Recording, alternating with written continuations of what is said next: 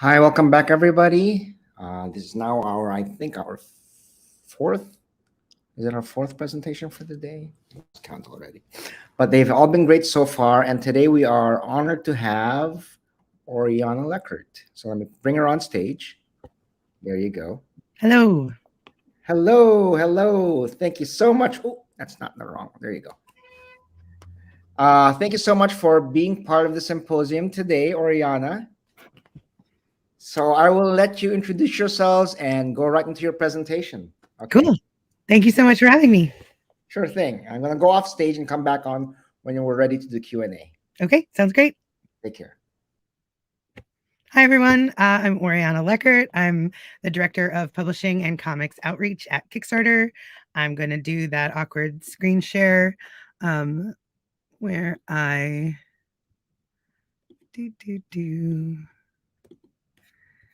There we go. Okay. Well, there's no one to give me a thumbs up, so I hope that this is working fine. Yes, as I said, Director of Publishing and Comics Outreach at Kickstarter. I have put my email address here for those watching, although please don't abuse it. Be mindful that I do get an awful lot of email. You can also find me on Twitter or Instagram at Oriana BKLYN, forever representing Brooklyn. Little bit about me before I start talking about Kickstarter. Here are some of the things that I have done in a long and pretty weird career. I started at Random House before it absorbed Penguin. I was a writer for Atlas Obscura, an editor for MTV News, a matchmaker for ghostwriters, a fact checker for a literary agency, an editor at large for Hyperallergic. And then I also wrote a book, which came out of a multi-year reporting project about underground and DIY art spaces across New York City and mostly in Brooklyn. And now I work at Kickstarter. So I will start by talking about what sets Kickstarter apart in the crowdfunding landscape. Kickstarter's mission is to bring creative projects to life. We take that mission extremely seriously. You can't use Kickstarter to crowdfund medical bills, investment funding, anything. Every single project has to create something new to share with the world. We are so serious about that mission that in 2015, Kickstarter reincorporated as a public benefit corporation, which is a pretty strict legal and business charter, which compels us to consider our impact on the world with everything that we do. We cannot be coerced by stockholders, shareholders, stakeholders to make decisions in pursuit of profits that undermine our mission, which again is to bring creative projects to life. And we are also one of the only crowdfunding platforms with an all or nothing funding model. That means if you set out to raise $5,000 and you only raise $2,000, you don't get any thousands of dollars. A lot of people think that this is scary, but in fact, it was designed with artists in mind. The idea being, if you've done your work and your research and you've understood that in order to bring your graphic novel out into the world at the page count and trim size that you want, it's going to cost you $5,000. If you only raise less than half that, you're actually in a pretty bad position, because now you either have to self-fund to make up the difference, which if that was an option, you probably might not have come to crowdfunding to begin with, or you're going to produce an inferior product, or you're going to not make the thing at all, which is a bad outcome for your backers and for you. So we have always thought that this is the best way to make sure the artists can really complete the creative projects that they have devised, if they only can do it, if they get the amount of money that they've determined that they need. So a little snapshot about Kickstarter publishing. We have seen since 2009, when Kickstarter launched, 63,000 projects have been launched and $260 million have been pledged. In comics, there have been 21,000 projects launched and $167 million pledged. That's pledged. The projects in this category have raised, that means successful projects that got the money, nearly $400 million from 3.7 million backers. 2021 was the third best year ever in a row for both publishing and comics, which are the categories that I manage. The current success rate for publishing projects, about 53%. In comics, it's 79%. And then if you look at projects that have at least 25 backers in both categories, that success rate is over 80%. In 25 backers, we think this is a pretty important measure because it's a little bigger than, your best friend, your next door neighbor, your favorite professor, the folks who are sort of obligated to back your campaign. If you're reaching beyond that inner circle, your chances of success on this platform are so high. So what are the benefits of literary crowdfunding? Our platform allows you to share the story of your creative work, which doesn't just mean the plot of your book, but who you are, what's brought you to doing this project in the first place, where you are in your creative process. It allows you to connect directly with your readers, which is somewhat unique in the publishing landscape. You can have conversations with your backer updates. You can get feedback in your comments. People will sometimes use the campaign to allow their supporters to help determine the final shape of the book. You can have a poll. Do we want the red cover or the blue cover? You can use your stretch goals to allow your backers to tell you what sort of embellishments or additional things they want to see. And you can hear them praise you directly when they're, so excited about your work and their ability to support you. You can use your campaign to raise your profile and build awareness around your work. I'll talk about this in a bit more detail, but a well-run Kickstarter should function like a marketing campaign. So, you're letting everybody know, you're shouting both to the audience that you have and the audience that you want. So you're making it a lot more known who you are and what you're doing, what your work is like. If you're, getting press and amplification, you're probably going to raise your profile as an artist in the industry. You can structure your campaign to sell pre-orders or backlists. A lot of people, particularly in comics, run their campaigns like pre-orders, which means the book is done. It's written, designed, edited, just need to press that print button to send it to the printer. So you can use the campaign to figure out how big your initial print run is going to be, just making the money to get those books printed and bound. If you're a more established author, you can use your rewards to sell through your backlist. So if you're making book 4 in a series with your campaign, you can sell individual and bundles of your previous 3 books or any other books that you've got, sitting around.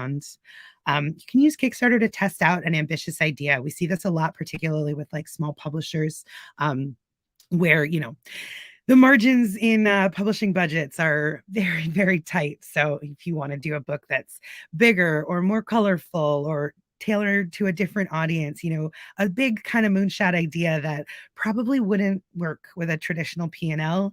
Kickstarter is a great place to do it because you can test the waters and see, whether there's the appetite for the project as you've conceived it. And you can delight your supporters with something unique. I'll talk more about rewards, but the fun of a Kickstarter is it's not really just a pre-order. You're not just buying a book in advance rather than waiting to pick it up at the store. You're also getting all sorts of unique and individual items that are thought through by the creator, targeted just for you, that wouldn't be available in any other way. So before you launch your campaign, a really critical part of every artist's journey is to build your community. You want to make sure that once you are ready to launch, there's people waiting excitedly to see what you are bringing to life. So I always recommend that people start with the platform where you're strongest. If you've already got a solid following on Instagram, that's the place that you want to begin. If you're, done with Facebook and ready to think about Twitter or Reddit, wherever you kind of feel comfortable and know that the kinds of people who are doing the sort of work you're doing or want to be the audience for that kind of work, wherever they are, that's where you kind of want to begin to cultivate your following. So find creators with common interests, other folks who are, if you're writing about, lesbian vampires on the moon, you're going to want to find other folks in the sci-fi fantasy and, astro fantasy sorts of spaces, figure out other people, read their work, compliment their work, get them to, share yours with them as well. And sharing your work, I come from a journalism background, so there's always a lot of conversation about just how much of your work you want to give away for free. you want to make sure that you're sharing enough so that people understand what you're doing, so that they get excited about who you are. And, in the world of webcomics, we're seeing people will share their entire oeuvre online and then still be able to reach success when they're translating, that work into a physical book. So it's up to you in your particular discipline with your particular audience, but think hard about how much of your work you're going to give away, where you'll do it. And then really importantly, collect email addresses and keep in touch. If you've got a website or a link tree or any kind of landing page, make sure that there's a place where folks can write their email address, because, newsletters and individual emails are always going to be the highest converters for crowdfunding. So I'm going to talk about that in the next slide or two, but make sure that you're collecting email addresses and also keeping in touch. You don't want the first time you email all of these new community members that you've amassed for it to say, hey, are you ready to give me some money? Think about ways that you can communicate with the audience that you're building that are authentic, that share other people's work, that amplify other important things, for your community, things that they would care about, and, make it an exciting thing for people to receive. All right, so now it's time to design your campaign. Just the basic top line building blocks of making a Kickstarter campaign come to life. First, you're going to conceive your project. What are we making? Is it a 200-page graphic novel? Is it a little zine of poetry? What is it? How big is it? How many pages is it? What's the binding type? How many colors? All of these things. So you want to figure out sort of what it is that you're making and also how to describe it. Ideally, you can describe the whole thing with your title, subtitle, and project image, and maybe like a first sentence or two. People should be able, with those few elements, to get a pretty clear idea of what it is that you're making. So working on that sort of log line, really important. You're gonna need to figure out your funding goal. So I talked about this a little bit, but you want to know everything that your production process is going to cost, including shipping. You also want to think about all the rewards that you're making.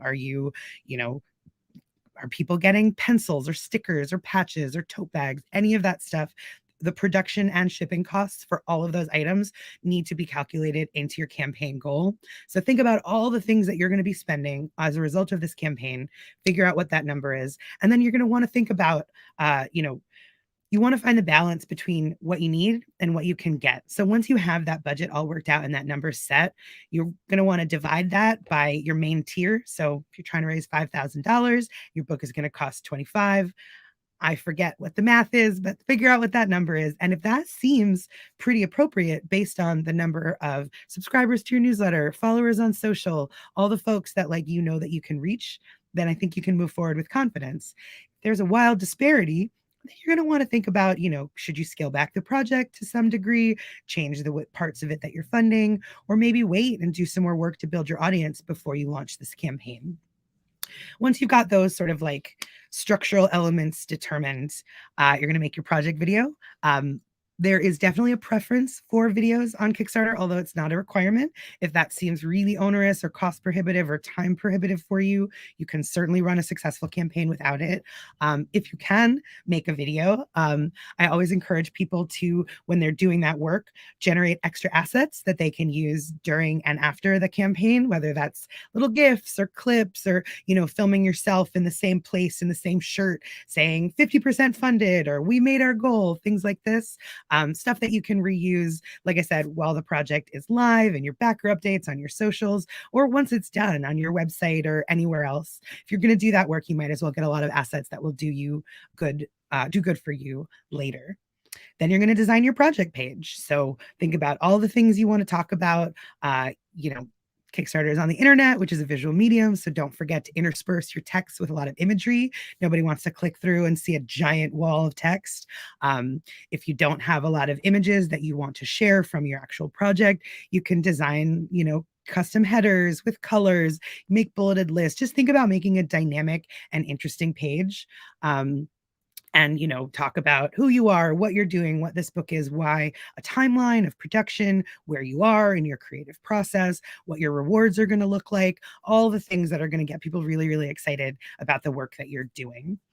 And then rewards. To my mind, rewards are sort of the central part of the Kickstarter proposition, because as I said, people say, oh, I'm worried about crowdfunding because I'm asking people for money, but you're not asking for charity, you're asking people to support you on a creative journey and to get something in return. So, certainly your main reward tiers are going to be your book, maybe some art prints of your cover, maybe some bookmarks, postcards, anything like that. But you can also think about more creative and individualized things that are thematically aligned with the work that you're doing. I always tell people, for maybe $5 or $10, you could do a custom playlist of 25 songs that you listened to while you were creating this work, or, a nicely designed PDF of further reading if people want to read other books like yours.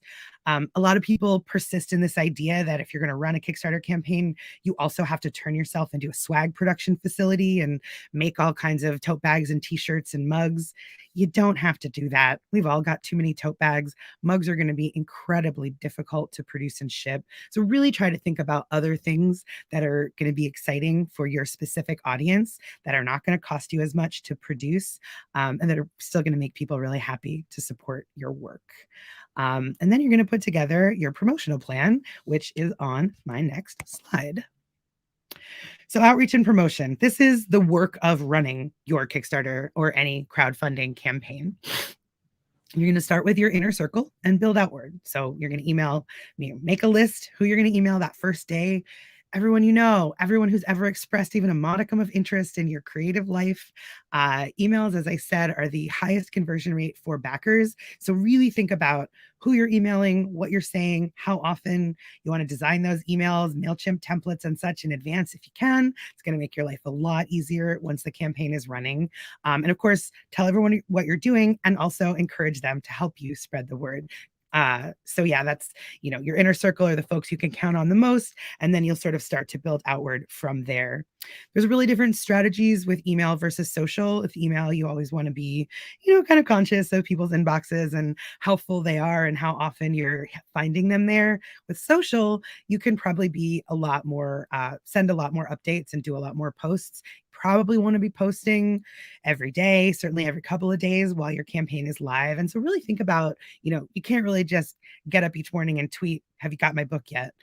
Think about what elements of your campaign you can illuminate. If you have contributors, you could spotlight them specifically, with, at their handle. So they'll be excited to retweet it, share carousels of images on Instagram, go whatever work that you've previously done to figure out which social platforms where you feel the most comfortable. Just think about what you can say.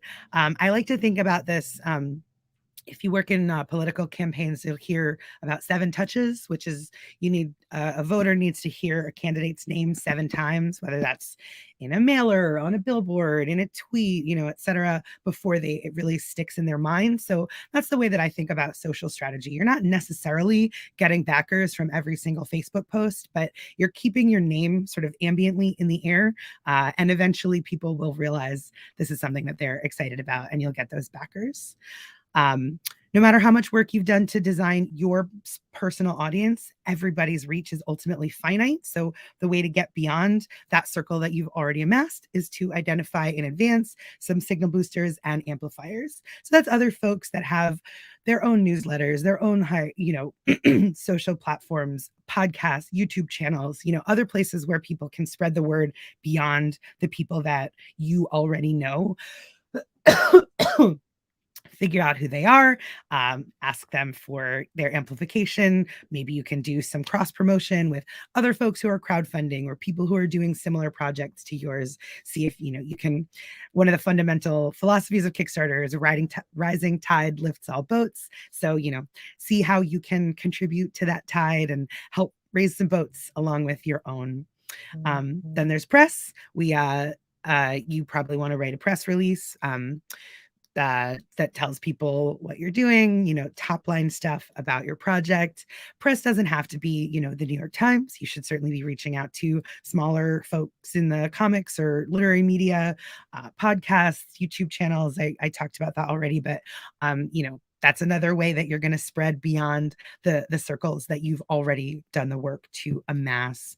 And then paid marketing. I'll just say a brief word about this, which is, there's, people on the internet who are offering to do anything for you for often making a lot of promises that are too good to be true.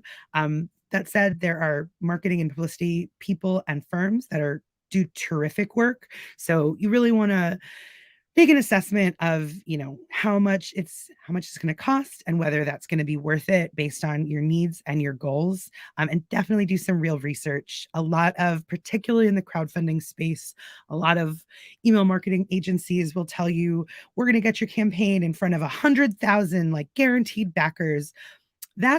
They're probably not lying, but usually those lists are made up of people who are much more excited about like gadgets and like early tech adopters. They want like smart watches and hoodies made of recycled coffee beans. They're not super interested in small literary projects. And similarly, especially with all of the social platforms, a kind of haphazard amateur post boosting promotional strategy, I have heard anecdotally, does not tend to get great results. You really have to put in a lot of time and a lot of money and have a pretty professional understanding of how to do promoted posts, especially in the literary world, before that's going to really pan out for you. So do your research, talk to folks, think hard about whether it's worth it to pay money for marketing support. Oh, that's it. That's my whole presentation. That was all my top line of how to run and promote a Kickstarter campaign. Here again is how to find me on the internet at Oriana, BKLYN, on Twitter and Instagram. And I will stop sharing my screen. All right. So we actually already have a few questions, Oriana. Thank you very much. That was great. Heck yeah. So here's some questions for you from PSO Earthtone. How do you become a Kickstarter project we love? This is so funny. This is always the first question I get. I should put this into my presentation. So the projects we love and all of our internal and external promotional boosts are handled by our editorial team. These are folks who are, clicking on projects every single day to try to find the ones that sort of best represent what we think of as, the best examples of Kickstarter campaigns. You want to make sure that you have a good project image that's compelling, that your campaign is well described and like fully fleshed out, that your rewards are exciting and different, that, your timeline makes sense. You really just want to try to be like a best exemplar of what Kickstarter can be. That said, people get really, really focused on this sort of like external designation when the truth is it shouldn't be the primary thing that you're thinking about. Most of the people who back your Kickstarter campaign are going to hear about it from an email that you sent them. And when they click in, they're not going to know or care whether it's been determined to be a project we love by some external body. So, focus on making the best campaign you can make, promoting the strongest way you can, and really don't get too hung up on projects we love or other designations like that. Here's another one from Kate. How is Kickstarter working to address the concerns from comics creators and backers about Kickstarter's blockchain crypto announcements? Yeah, I don't know if I've been having this conversation almost exclusively one-on-one with creators since the announcement happened in December. I hadn't thought through how to talk about it publicly because it's not really my job.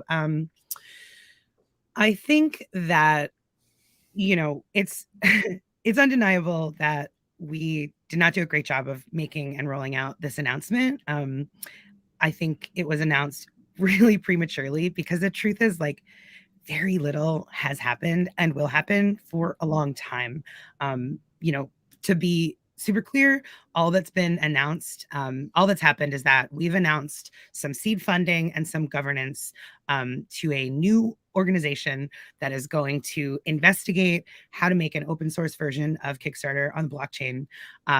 That organization doesn't exist yet.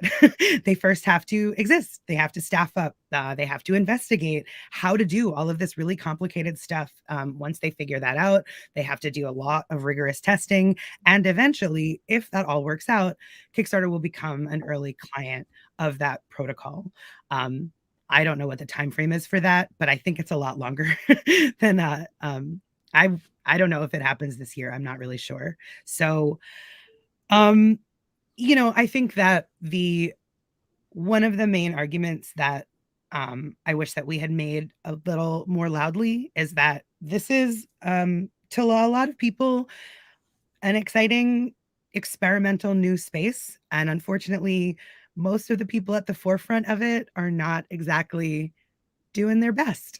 They're not really the people that we most want to follow. And so I think it's really good for pretty firmly ethical companies like Kickstarter to be trying to push things in a more ethical, more environmentally friendly, and more creator focused direction. So that's our goal. I really hope that we do that. I obviously it remains to be seen, and we'll have to prove that that's really our intent and what will happen. So stay tuned, I guess. Great. Here's another question from Dan. Thoughts on the mainstream top 5 publishers, Kickstarter titles versus indie small press?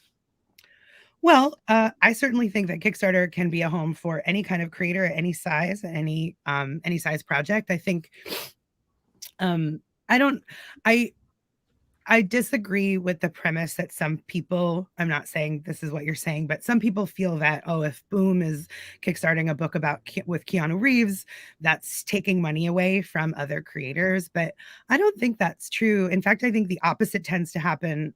If you have a huge creator or a mid-sized creator on the platform, somebody like that brings a whole bunch of new people to Kickstarter who have never been there before.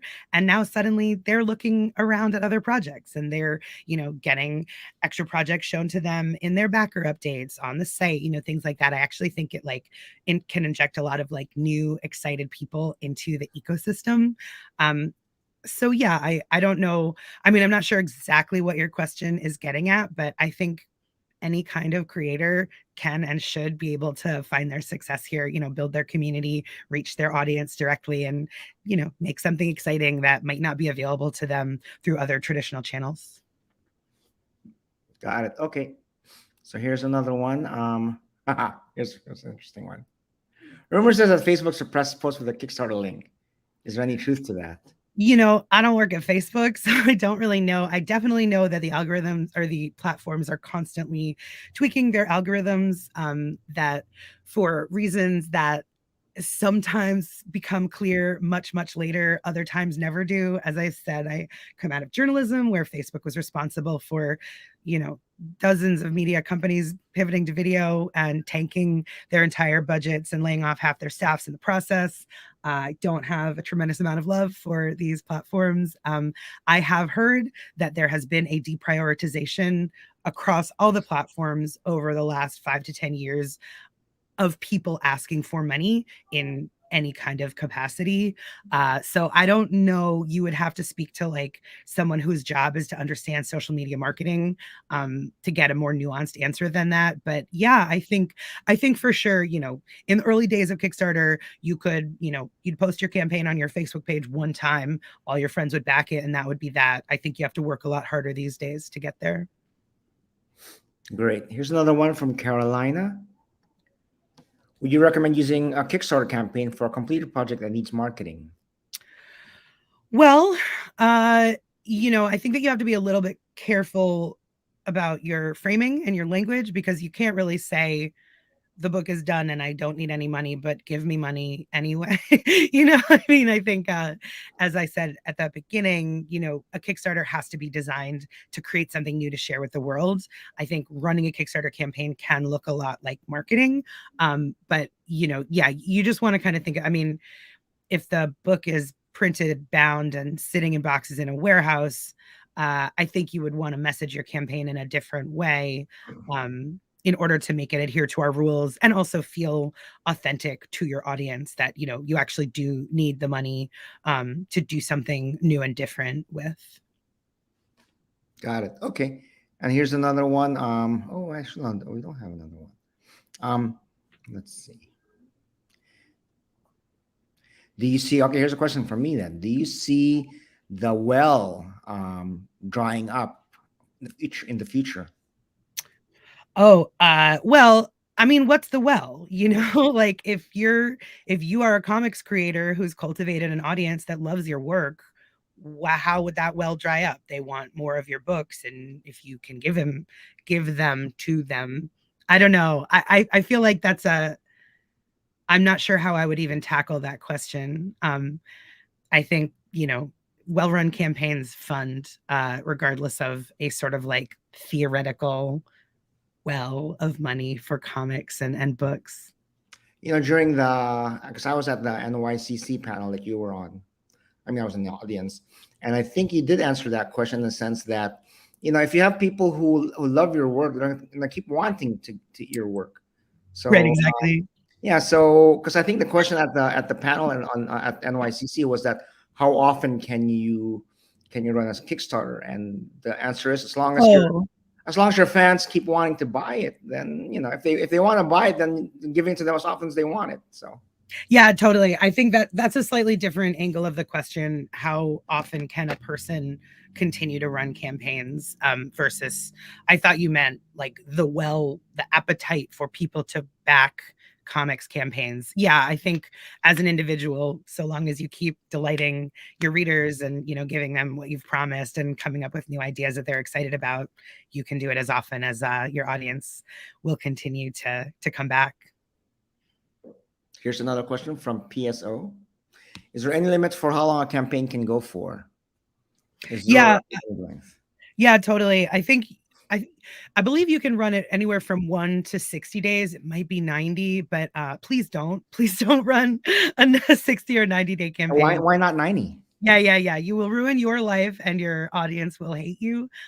We find that the most effective length of a campaign is like about 30 days or about 4 weeks. Here's why. I think everybody, with any experience understands that like the majority of your action is going to happen the first week and the last week, really in the first and last like 48 hours. There's always a plateau in the middle that happens to every campaign. And if your middle is 5, 6, 7 weeks long, that is a brutal slog through that plateau.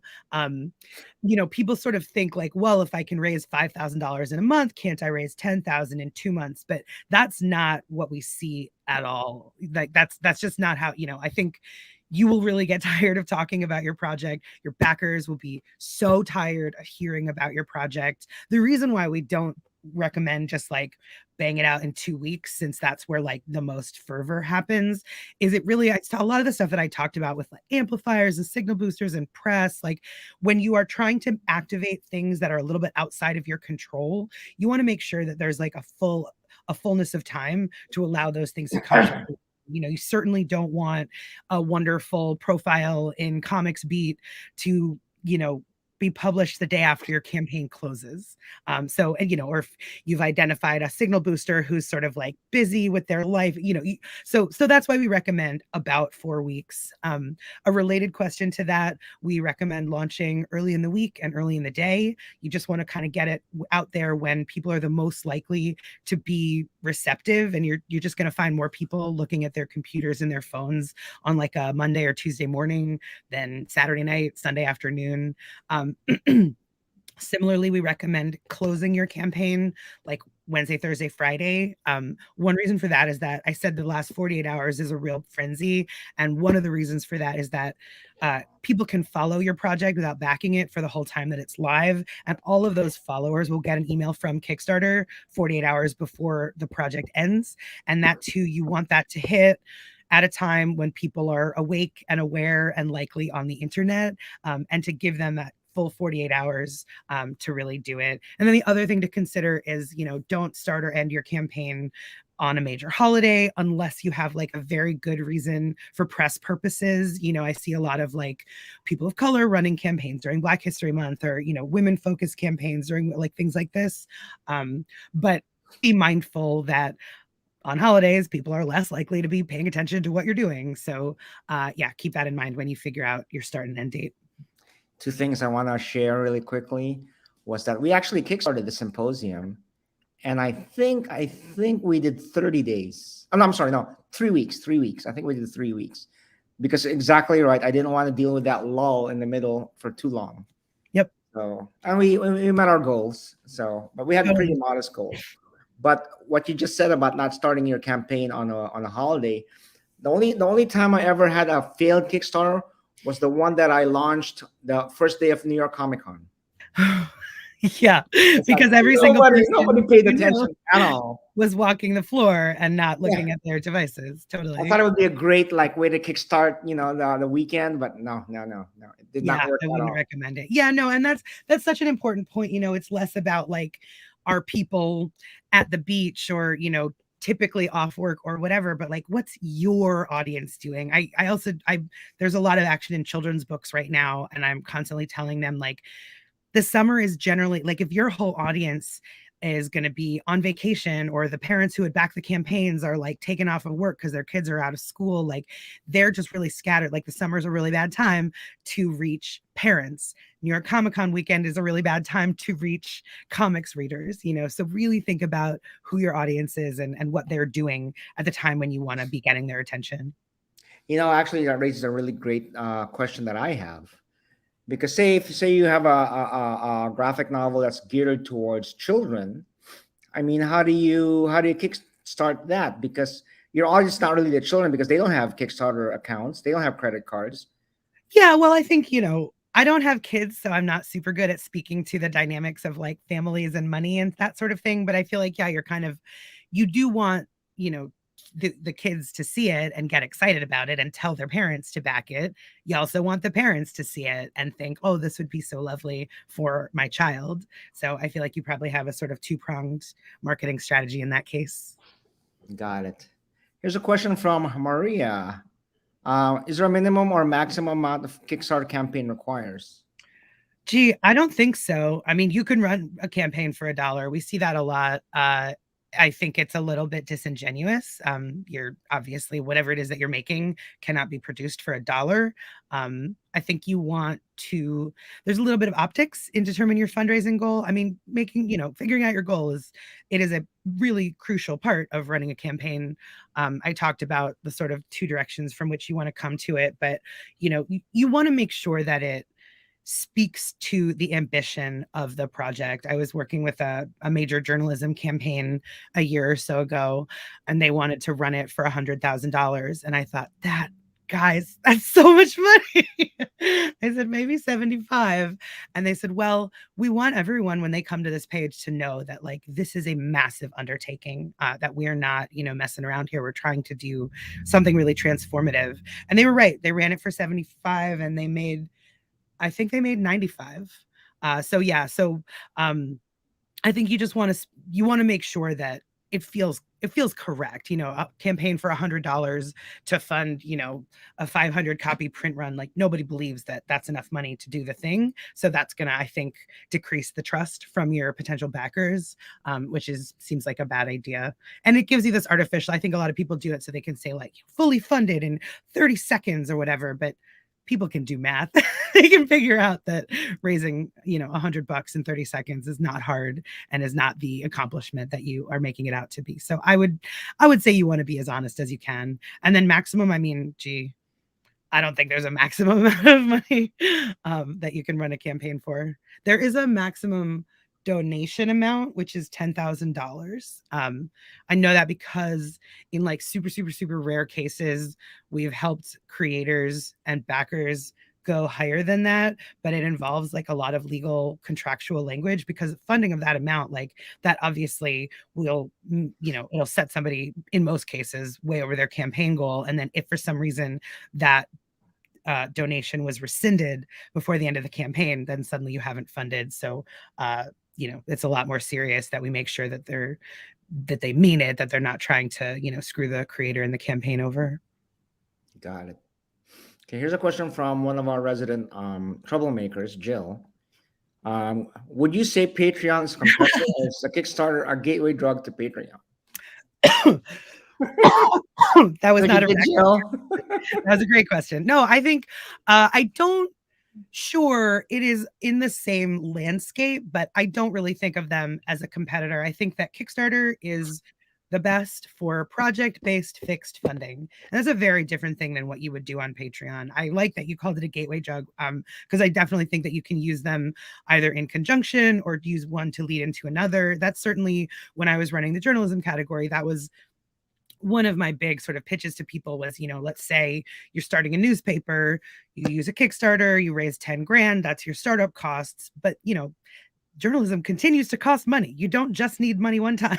You need sustainable funding. So you can use your Kickstarter, you can use your rewards to be like year-long subscriptions to transition people into a mindset of sustainable funding. And obviously Patreon's not the only place. There are tons of other different ways to approach crowdfunding, whether that's once or many times or, all these different things. So I have no problem with Patreon. I think it's good for there to be a lot of players in this sort of space because every project is a little different and might do better or worse on one or the other. And you have to really kind of get a sense of all the nuances and when to use which for what purpose.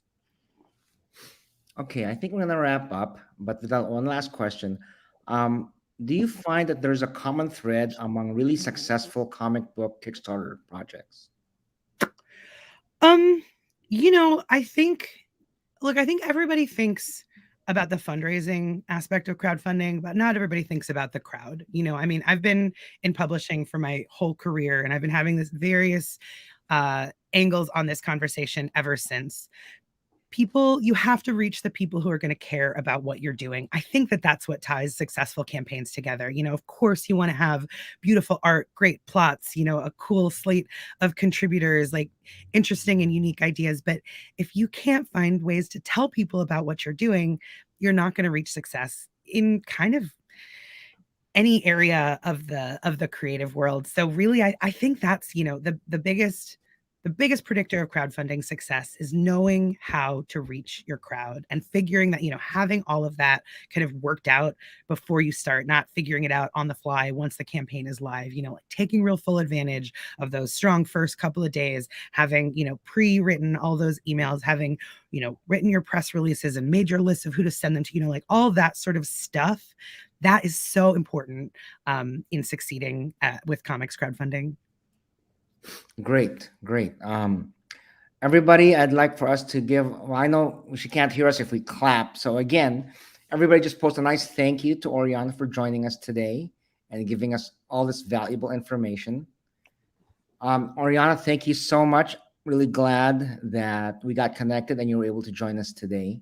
Yeah, this is so awesome and such an engaged audience. I was a little worried when I realized my presentation was over in like 20 minutes that, sometimes there aren't questions to fill the space. I thought maybe I should have babbled for longer, but this is awesome. Oh, no. We have some diehards. Thank you for being such an engaged group. I really appreciate even the hard questions. That's my job. And Ramon, thank you so much for putting this together. It was a delight to be a part of it. Sure thing. And I hope you'll join me for some other events in the future. I'd love to. A lot of these guys will know that I like putting on these kinds of things, and we'll definitely tap you again. Sounds great. And coming up next, our last presenter will be Nick Sasonis, who is an educator, and he will talk about education and comics and education. So again, thank you again, Oriana. I really appreciate it. And guys, I will see you at 3:00 at Nick's presentation. Okay. Thank you so much, everybody.